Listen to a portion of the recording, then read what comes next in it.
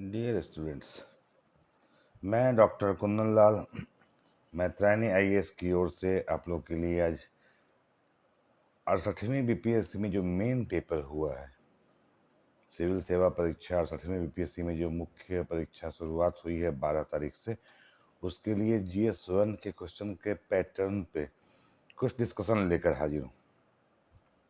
Exam कल हुआ, मैं डिस्कशन आज कर रहा हूँ पोस्ट। इसके पीछे लॉजिक ये है कि मैंने क्वेश्चन को देखते हुए जितने भी पटना में वर्तमान में कोचिंग चल रहे हों, जो आपको कुछ आपको परफेक्ट बनाने का दावा करते हैं, कुछ आपके कंसेप्ट में मैन्युफैक्चरिंग का इंजीनियर बन जाते हैं, कुछ कहते हैं कि मेरा ध्येय यही है कि आपको आईएएस बना दें, बीपीएससी अफसर बना दें, कुछ कहते हैं मेहनत आप करो श्रेय हम लेंगे कि आप बन रहे हैं, क्या बन रहे हैं।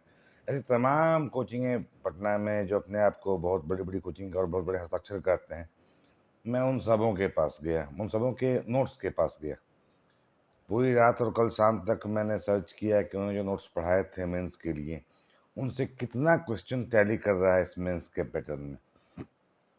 माफ़ करेंगे स्टूडेंट्स, ये कहते हुए मुझे अजीब दुख हो रहा है कि तमाम कोचिंग्स ने जो भी नोट्स दिए उसमें मात्र 8 से 10% ही क्वेश्चन टैली कर रहे हैं और 90% बाहर से पूछे गए। स्टैट की बात मैं छोड़ रहा हूँ। अब मेरी समझ में ये नहीं आ रहा है कि आपके बहुमूल्य पैसे लेकर जो आपको परफेक्शन दिलाने से लेकर के और कंसेप्ट मैन्युफैक्चरिंग इंजीनियर बनने का जो बात करते हैं, उन सबों के नोट्स ऐसे स्तरहीन रहेंगे तो आपकी सफलता संदिग्ध या भाग्य के सहारे हो जाएगी। ताज्जुब हुआ मुझे कि इतना बीपीएससी कर रहा था कि पैटर्न बदलेगा, पैटर्न थोड़ा चेंज करेगा, पैटर्न चेंज किया भी, मगर कोचिंग वालों ने अपने नोट्स के पैटर्न में कोई बदलाव नहीं किए। परिणाम सामने है। जो क्वेश्चन आए हैं उससे नोट्स उनका टैली करता नहीं है, और जो पढ़ाया गया है, जो अब तक बच्चों को रटवाया जाता है, वो बहुत बढ़िया से इसमें शॉर्ट नोट्स में कर दिया। वही मेरे सामने लैपटॉप पे क्वेश्चन पड़ा हुआ है। अभी देखो आप, पहला क्वेश्चन है उसमें 1858 का भारत सरकार अधिनियम। अब तक आपको जो भी पढ़ाते रहे हैं ये लोग, इसमें किसी नियम चाहे 58 की चर्चा हो, चाहे वो 1907 की चर्चा हो, चाहे 17 की चर्चा हो, चाहे 37 की चर्चा हो, नहीं करते हैं। कहते हैं इतिहास का विषय है, ये पीटीजीएस में नहीं पूछता है। मेरा कहना है हर कुछ जो इतिहास के अंदर आता है उसका ओवरव्यू जरूरी था। तो मैंने किसी के भी नोट्स में 1858 का और नियम देखा ही नहीं। हालांकि अगर आप लिखने की बात करेंगे तो 57वीं क्रांति आप पढ़ते हैं, और क्रांति के परिणाम में भारत में ब्रिटिश सरकार ने क्या किया था, भारत के शासन को स्टेट क्राउन के अंतर्गत ले लिया था, जिसके अंतर्गत कई सारी बातें थीं। और 1858 का जो ये अधिनियम है, ये काफ़ी महत्वपूर्ण है। जब भारत में गवर्नर जनरल के बदले वायसराय आकर बैठने लगे, और भी तमाम बिंदु हैं उसमें। तो मुझे ताज्जुब होता है कि अगर आपको 57वीं क्रांति पढ़ाई जाती है मेंस के लिए, तो ये 1858 का अधिनियम क्यों नहीं पढ़ाया जाता, जो उसका ही उपज है, उसका ही निकष है। बहुत मुश्किल से भारत में ब्रिटिशों की सत्ता बची थी, और उसके बाद महारानी ने ये 58 का अधिनियम लाया था। ये तो जुड़ा हुआ है, इसको नहीं पढ़ाना ताज्जुब देता है। खैर, तो ये शॉर्ट नोट्स में पूछा। अब मैंने देखा तमाम लोगों ने बिरसा मुंडा और बिहार में आदिवासी आंदोलनों की चर्चा जो की हुई है, वो बहुत ही ज़्यादा उन लोगों ने चर्चा की हुई है, जो भी वो बहुत ही ज़्यादा डिटेल में चर्चा की हुई है उन लोगों ने। मैंने देखा है तमाम लोगों का नोट्स। अब जब बहुत डिटेल में आप आदिवासी आंदोलन और बिरसा मुंडा की चर्चा करेंगे, और यहाँ आता है शॉर्ट नोट्स में, अर्थात स्टूडेंट्स को फ्लेक्सिबल बनाया ही नहीं कोचिंग वालों ने। 4 पन्ने 5 पन्ने का नोट्स लिखवा दिया, यहाँ शॉर्ट नोट्स में पूछा है। अब बच्चे कितना कट करें, समझाया नहीं गया है। क्योंकि मैंने दिग्गज कोचिंग वाले मिशन 50 की बात में स्ट्रेट फॉरवर्ड बोलता हूँ, आईएएस डॉक्टर रंजीत कुमार सिंह की बात करता हूँ, उनका एक वीडियो देख रहा था। उनका कहना है कि आप समझो मत, सीधा रट जाओ, आप सफल हो जाओगे। भाई साहब, आपको रटने की कोचिंग वाले सलाह देते हैं, और ये आप रट लेंगे बिरसा मुंडा आंदोलन जो कि 5 पन्ने लिखवाया है, तो ये शॉर्ट नोट्स में क्या लिखेंगे? और 5 पन्ने का यहाँ लिखेंगे तो बाकी क्वेश्चन क्या लिखेंगे? पैटर्न में बदलाव पहली बार यूपीएससी ने उन सब लगातार कन्वेंशनल क्वेश्चंस को क्या कर दिया है, शॉर्ट नोट्स में कन्वर्ट कर दिया, मास्टर स्ट्रोक। लेकिन जो रटने वाले हैं, उनको समझाया ही नहीं गया है कि कैसे एनालिसिस करनी है, उनके लिए दिक्कत। अब आगे आ जाओ, नील विद्रोह। नील विद्रोह की चर्चा भी करेंगे।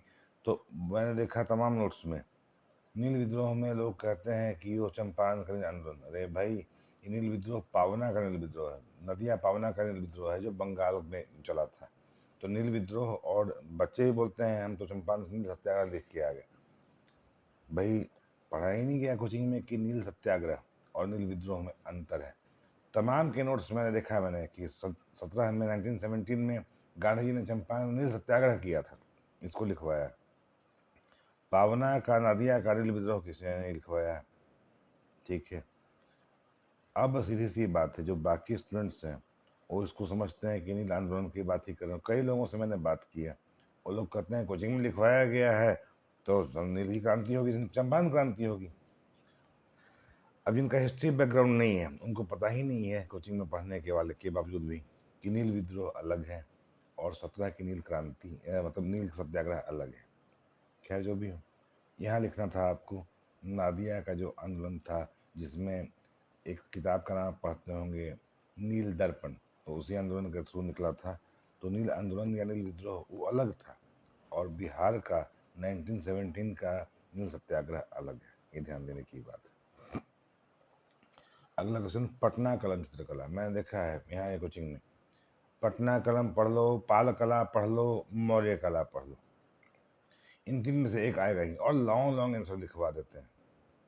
अब तक था भी ये कन्वेंशनल कि चलो भाई सब पढ़ लो, लॉन्ग लॉन्ग आप वाकई सफल हो जाओगे। अब यहाँ पे पटना कलम में लोगों को पटना कलम की विशेषता, चित्र और क्या क्या। अब मैंने देखा है कि सर पे टोकरी रख के सब्जी मछली बेचती महिला का लोगों ने फोटो बनवाया हुआ है आंसर में। भाई फोटो से क्या जरूरत थी, क्या जरूरत थी फोटो बनाने की? यहाँ कला की विशेषता पूछ रहा है, ना कि कला स्केच करने के लिए बोल रहा है। लोगों को मैं देखा है मौर्य कला में चैत्य का स्तंभ का फोटो स्केच करके आंसर लिखते हैं, जरूरत ही नहीं थी। और यहाँ शॉर्ट नोट्स में सिर्फ मूल बातें लिखनी थी। बट लोगों से मैंने बात किया, 3 पन्ना लिखे हैं सर। भाई 3 पन्ना की 7 नंबर है क्वेश्चन में, 3 पन्ना की क्या जरूरत थी? मेरी समझ से बाहर का चीज़। खैर जो भी हो, तो तमाम कोचिंग वालों ने लॉन्ग सिखलाया, शॉर्ट नहीं सिखलाया।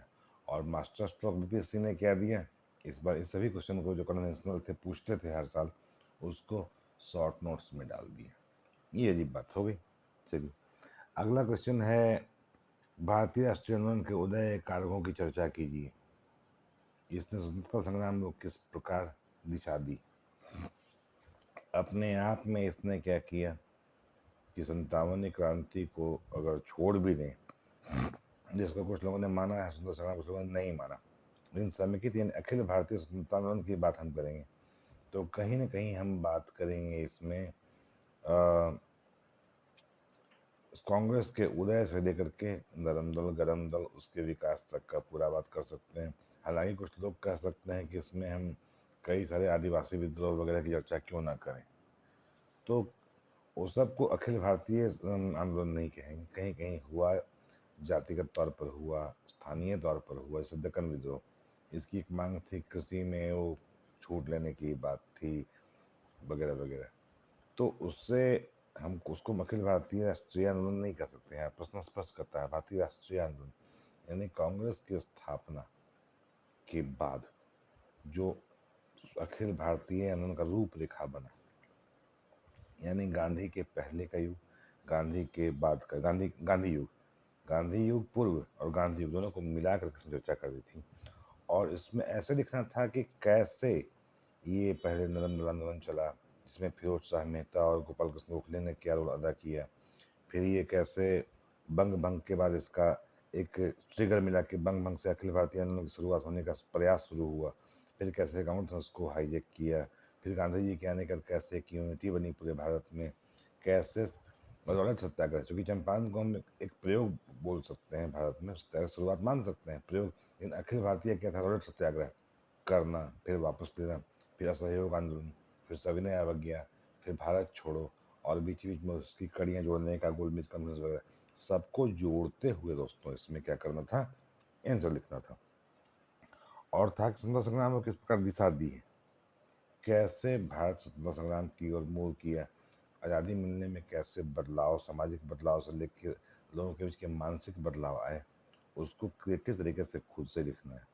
अब कोचिंग में लोगों ने पढ़ा दिया अलग, सविनय अवज्ञा अलग पढ़ा दिया, क्या कहते हैं सहजानंद अलग पढ़ा दिया, सब कुछ अलग अलग पढ़ा दिया। अब जोड़ना, यहाँ तो कहते हैं भैया रट लो लेकिन समझो नहीं। अब जिनको क्रिएटिव राइटिंग का पता ही नहीं है, वो कैसे इन तीन आंसर को जोड़ेंगे एक लिमिट के अंदर। तीनों को इकट्ठे जोड़ देंगे तो 5 या 15 पन्ना हो जाएगा जो नोट्स लिखवाया है कोचिंग वालों ने। जोड़ना सिखलाया ही नहीं, प्रैक्टिस कराया ही नहीं गया। कहते हैं कि पढ़ना क्या समझना क्या, रट जाओ। अब ऐसे ही कोचिंग जो आपका इसमें आंसर लिखवा रही है, उससे आपका जो सबसे बैकअप पॉइंट था इतिहास, लोग कह रहे थे कि जीके में जो पेपर 1 है इतिहास तो अपना हो ही जाएगा। कहाँ हो रहा है भाई, देख लो कहाँ हो रहा है, आप खुद देख लो। उसके अथवा में क्वेश्चन दिया है, ब्रिटिश शासन की विभिन्न योजनाओं के अंतर्गत बिहार में औपनिवेशिक तकनीकी शिक्षा के विकास की चर्चा कीजिए। किसी ने नहीं पढ़ाया है बिहार में औपनिवेशिक काल में तकनीक शिक्षा का विकास कैसे हुआ, चर्चा किसी भी कोचिंग के किसी नोट्स में मैंने नहीं देखा। इसके प्रभाव का जब चर्चा ही नहीं है, इसके प्रभाव का विश्लेषण आप क्या करेंगे, ये स्थिति है। और उसके बाद अगला क्वेश्चन है कि प्राचीन काल में उत्तर भारत में हुए मंदिरों के, ये बड़ा मजेदार क्वेश्चन, उत्तर भारत में हुए मंदिरों के विकास का विश्लेषण कीजिए। अब यहाँ पे क्या है, उत्तर भारत नागर शैली के मंदिर जो बने, यहाँ द्रविड़ की बात नहीं करनी है। बेसर शैली का कुछ पार्ट ले सकते हैं, ना कि वो मध्य भारत की बात करेंगे, बट बेसिकली यहाँ पे नागर शैली के मंदिर का कैसे विकास हुआ, इसकी चर्चा करनी है। अब नागर शैली के मंदिर के विकास का किसी ने नोट्स नहीं दिया है। मैं दावे से कह सकता हूँ, मैंने देखा है बहुतों की कॉपियाँ, कल मैं पूरे 12 घंटे ही स्टडी करता रहा कि लोगों ने क्या पढ़ाया है, क्या लिखवाया है और कैसे आपको मिला है। तो उसमें मैंने देखा ये चीज़, ये कुछ है ही नहीं इस तरह की बात। तो क्या करेंगे वो लड़के। अब नागर शैली का विकास कैसे, देवगढ़ का रसावतार मंदिर से शुरुआत हो तो ये आगे बढ़ता गया, रचना कुटरा मंदिर, फिर कैसे ये राजस्थान के पार्ट में आगे बढ़ा, फिर मंदसौर में आगे बढ़ा, फिर बिहार यूपी के पास इसका विकास, फिर बंगाल उड़ीसा में कैसे विकास हुआ, कैसे जगन्नाथपुरी में इसका चरमोत्कर्ष माना जाएगा, कोणार्क मंदिर में इसका चरमोत्कर्ष माना जाएगा, किस किस राजा के काल में हुआ, कैसे कैसे इसका विकास हुआ। एक तो हो गया राजनीतिक विकास, फिर दूसरा हो गया कैसे इसमें सहतीर पद्धति, याद रखना गुम्बद पद्धति मंदिरों में नहीं थी, सहतीर पद्धति थी। कैसे सहतीर पद्धति शुद्धता की ओर बढ़ी और अंत में कोणार्क में जो उसका शिखर बनाया गया, सहतीरी पद्धति का एकदम अनुपातिक रूप से सही उदाहरण रहा, जिसके शिखर की चर्चा करते हैं कि आज भी बहुत मजबूती है उसमें। फिर जाज नगर के मंदिर की बात करेंगे, वो सब की बात करनी थी। सहतीर पद्धति कैसे शुरुआत हुआ देवगढ़ में कमजोर से, जो कि ढह गया,